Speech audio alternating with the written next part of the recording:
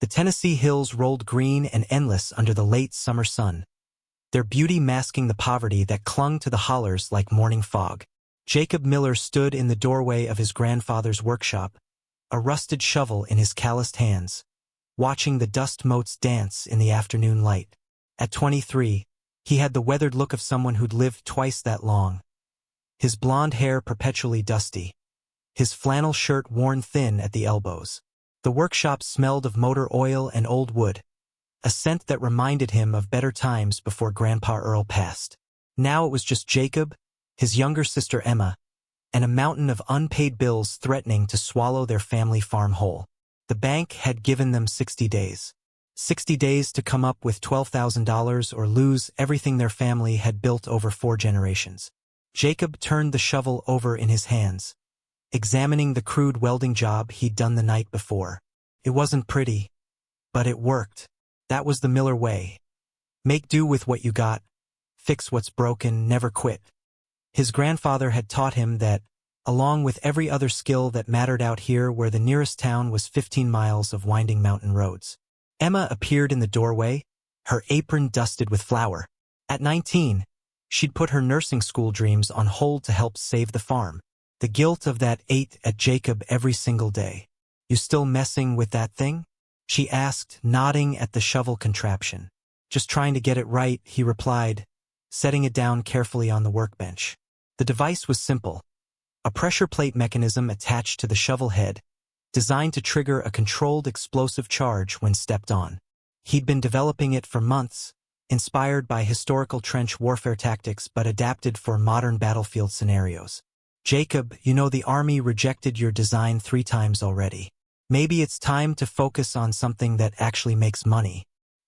He bristled at her words, though he knew she meant well. The rejection letters from the Department of Defense sat in a drawer, each one more crushing than the last. Too crude. Not regulation standard.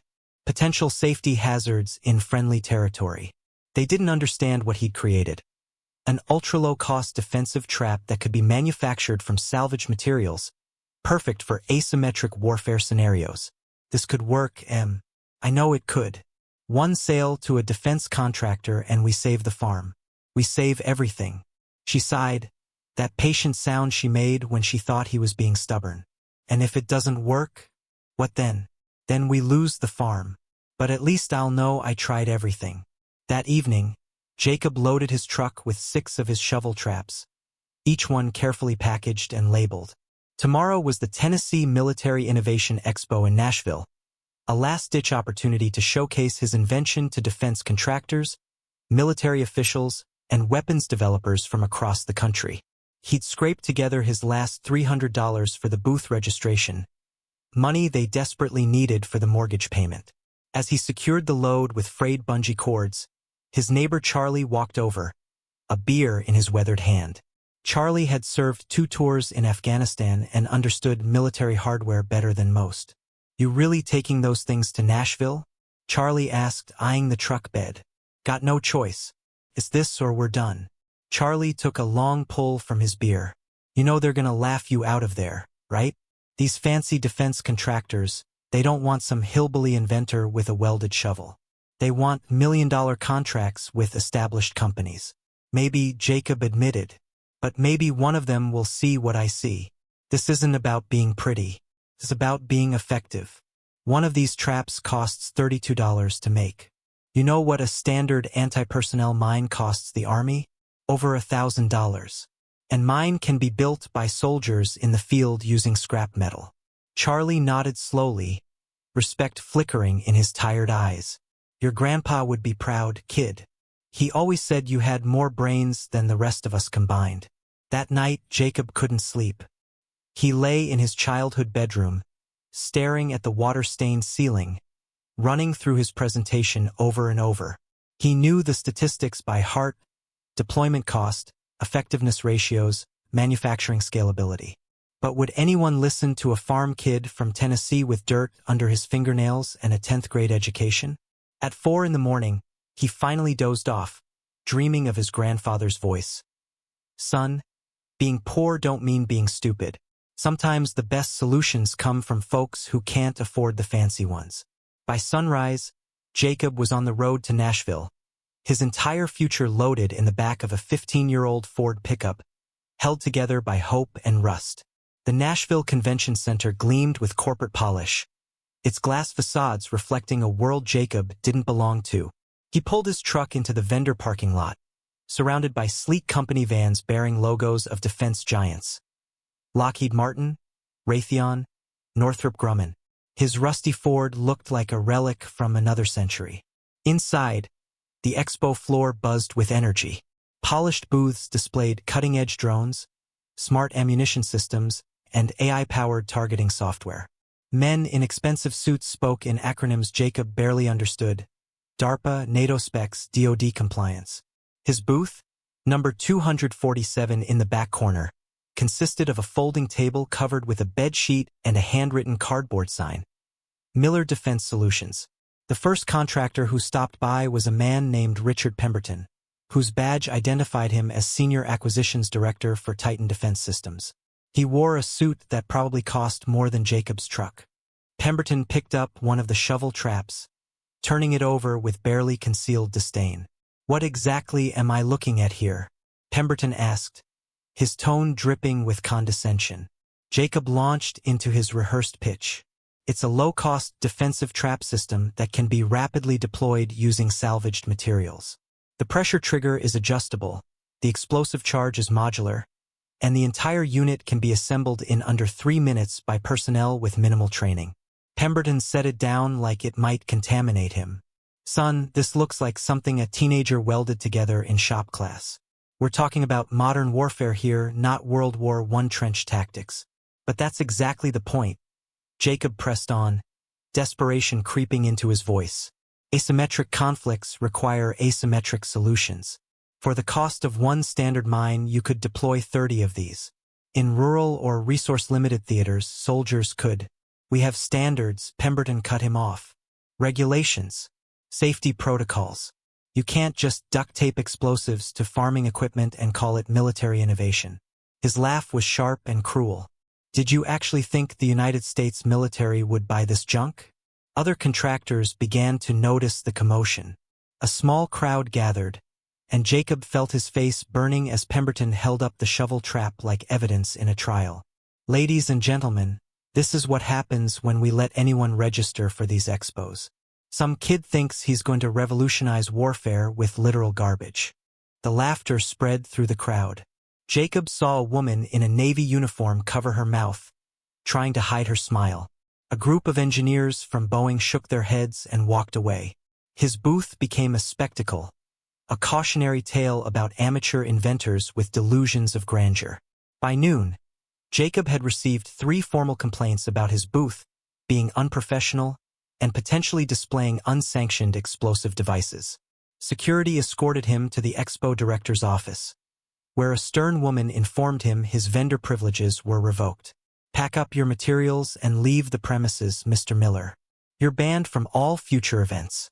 Jacob sat in his truck in the parking lot, hands gripping the steering wheel so hard his knuckles went white. The humiliation burned through him like acid. "Banned." Laughed out of the building. His last $300 wasted on registration for an expo that treated him like a joke. He pulled out his phone, staring at the screen. 23 missed calls from Emma. The bank had called the farm again. He couldn't bring himself to call her back and admit he'd failed, that their home was gone, that Grandpa Earl's legacy would be auctioned off to pay debts. As he started the engine, ready to drive back to Tennessee in defeat, a sharp knock on his window made him jump. A man in his 50s stood there, wearing faded military fatigues with no insignia, his face weathered by sun and experience. Jacob rolled down the window. "You Jacob Miller?" the man asked, his voice gravelly but not unkind. "Yeah." "Who's asking?" "Colonel Marcus Hayes, retired. I saw what happened in there. Mind if I take a look at one of those shovel traps?" Jacob's first instinct was suspicion. Another person ready to mock him. But something in the colonel's eyes made him pause. He reached into the truck bed and handed over one of the devices. Hayes examined it with the careful attention of someone who actually understood field warfare. He tested the pressure plate, inspected the welding, traced the trigger mechanism with his finger. "This is brilliant," Hayes said finally. Jacob blinked. "What? I spent 18 months in Fallujah during the surge. You know what our biggest problem was? IEDs cost insurgents almost nothing to make, but each one of our countermeasures cost taxpayers $50,000 or more. We were losing an economic war." Hayes looked up, meeting Jacob's eyes. "This right here, this evens the playing field. This is exactly what we needed back then. Then why did everyone in there treat me like trash? Because defense contractors don't make money off cheap solutions. They make money off complexity, off systems that require proprietary parts and endless maintenance contracts. Your design threatens that entire ecosystem." Hayes handed the device back carefully. "That's why they banned you. Not because it doesn't work, but because it works too well for too little money." For the first time since morning, Jacob felt something other than despair. "I'm meeting with some people tonight," Hayes continued. "Private military contractors working in conflict zones overseas. They don't care about pretty. They care about effective and affordable. Would you be willing to demonstrate this for them?" Jacob's throat tightened. "Yes, sir. Absolutely. If you're watching this and you've ever felt like the system was rigged against the little guy, hit that subscribe button. Because what happens next proves that sometimes the best ideas come from the most unexpected places." Hayes pulled out a business card. "Be at this address at 8 tonight. And bring everything you've got." The address led Jacob to a warehouse on the outskirts of Nashville, the kind of place where legitimate business happened away from official channels. Inside, a dozen men sat around a makeshift conference table, their faces telling stories of combat zones most Americans only saw on news channels. Colonel Hayes made brief introductions: former special forces, private security contractors, logistics coordinators for humanitarian missions in active war zones. "Gentlemen," Hayes announced, "this is Jacob Miller, and he's about to show you something that could save lives and budgets in equal measure." Jacob's hands trembled slightly as he set up his demonstration. He'd built a small-scale testing area using sandbags and wooden pallets. The contractors watched with skeptical interest as he carefully positioned 3 of his shovel traps in defensive formation. "Standard military doctrine," Jacob began, his voice gaining strength as he fell into familiar territory, "says you need sophisticated electronic sensors and expensive mines for perimeter defense. But in rural Afghanistan, in the jungles of Colombia, in any resource-limited environment, those systems fail. They need power sources, they need maintenance, they need replacement parts that take weeks to arrive." He triggered the first trap with a weighted dummy. The mechanism fired perfectly, the small charge detonating with precise force. The contractors leaned forward. Total cost, $32. Construction time, 12 minutes. Materials, 70% salvaged. A local blacksmith in any village could manufacture these with basic instructions. Your forces could deploy defensive perimeters in hours instead of days, using materials they find on site. A man named Rodriguez, whose scarred hands suggested extensive combat experience, spoke up. "What's the failure rate?" "In my testing, less than 4%. And when they fail safe, not catastrophically." For the next hour, Jacob answered every technical question, demonstrated multiple configurations, explained deployment strategies he developed during sleepless nights in his grandfather's workshop. These men understood what the polished contractors at the expo never could. Warfare wasn't about elegance. It was about effectiveness under impossible conditions. Hayes finally stood, his expression serious. 6 months ago, I consulted on a humanitarian mission in Somalia. Local militias were overrunning aid stations because we couldn't afford proper defensive systems. 42 people died in one attack. He looked at Jacob. This could have stopped them. Rodriguez pulled out a tablet, tapping through screens. My company has contracts in 3 active zones right now. We spend over $2 million annually on perimeter defense, and it's still inadequate. He looked up. If you can deliver 200 units in 30 days, I'll pay you $60,000. That's 300 per unit, nearly 10 times your production cost. Jacob's mind reeled. $60,000. The farm saved. Emma back in nursing school. Everything. Before he could answer, another contractor spoke up. I'll take 100 units for $40,000. Make it 90 days. Then another. And another. Within 20 minutes, Jacob had orders totaling $230,000. Jacob drove back to Tennessee in a daze, the signed contracts sitting on his passenger seat like fragile treasures. The sun rose over the Smoky Mountains as he pulled into the gravel driveway, illuminating the weathered farmhouse that had nearly slipped through his fingers. Emma burst through the front door, still in her pajamas, relief and worry warring on her face. "Where have you been?" "I've been calling for 2 days. The bank called again, they said." "We're keeping the farm," Jacob interrupted, his voice cracking with emotion. He held up the contracts with shaking hands. "We're keeping everything." Emma stared at the papers, her eyes scanning the numbers that seemed impossible. Her knees buckled and Jacob caught her, both of them sinking onto the porch steps as she began to cry. Real, gasping sobs that released months of accumulated fear and exhaustion. "How?" she managed to ask. Jacob told her everything. The humiliation at the expo, the ban, Colonel Hayes appearing like some guardian angel, the warehouse meeting with contractors who understood what his invention actually meant. Emma listened, wiping her tears with the back of her hand, shaking her head in disbelief. "Grandpa Earl always said you were special," she whispered. "I just wish he could see this." Over the next 30 days, Jacob transformed the workshop into a small manufacturing operation. He hired 4 veterans from the county, men who understood both the technical requirements and the mission behind the work. Charlie became his production manager, bringing military precision to the assembly process.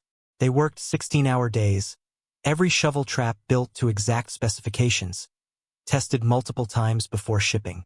The first shipment went out on schedule. Rodriguez sent a video 2 weeks later. Grainy footage from somewhere in Africa showing Jacob's traps successfully defending a medical outpost from a nighttime raid. 0 casualties among the aid workers. The attacking force retreated after encountering the unexpected defensive line. Jacob watched that video 17 times, each viewing reinforcing what he'd always believed. Good ideas didn't need expensive packaging or corporate backing. They just needed to work. When the bank payment came due, Jacob walked into the branch with a cashier's check for the full amount, plus 6 months' advance. The loan officer who'd been threatening foreclosure looked at the check, then at Jacob in his work clothes, then back at the check. "Mr. Miller, This is quite unexpected." Jacob smiled, the kind of smile that held a dozen unspoken words. Sometimes the best solutions come from unexpected places. "Have a good day, sir."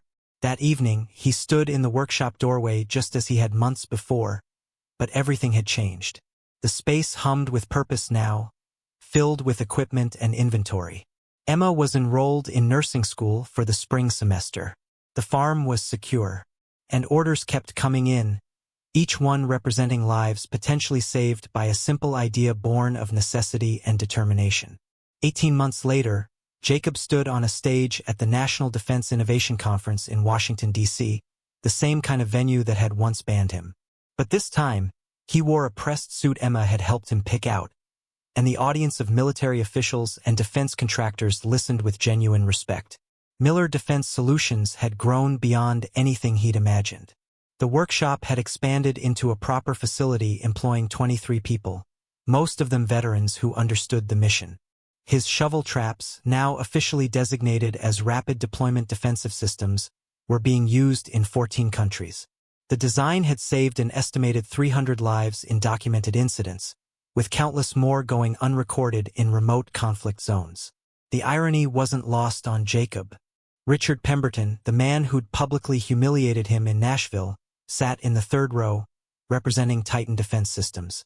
They'd approached Miller Defense Solutions 6 months ago about a partnership, offering to buy the company for $8 million. Jacob had politely declined. Some things weren't for sale. Colonel Hayes sat in the front row, beaming with pride. He'd become more than a business connection.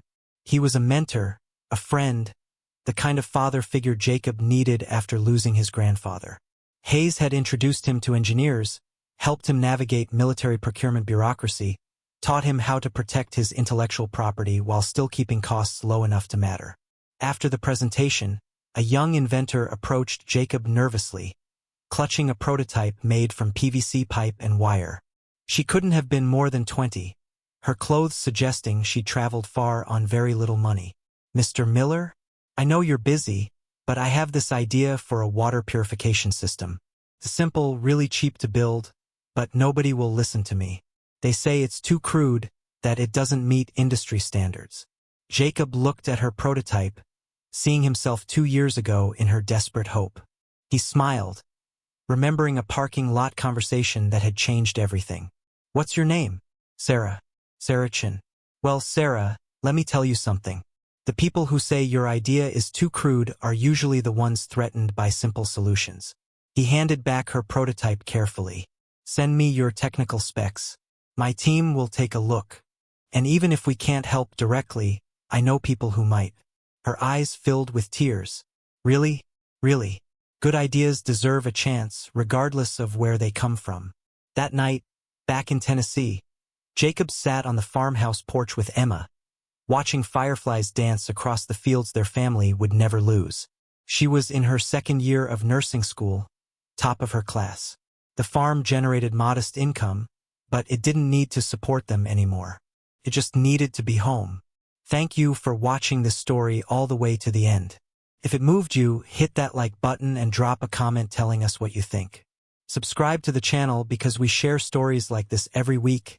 Stories about ordinary people doing extraordinary things. And if you have suggestions for our next video, we'd love to hear them.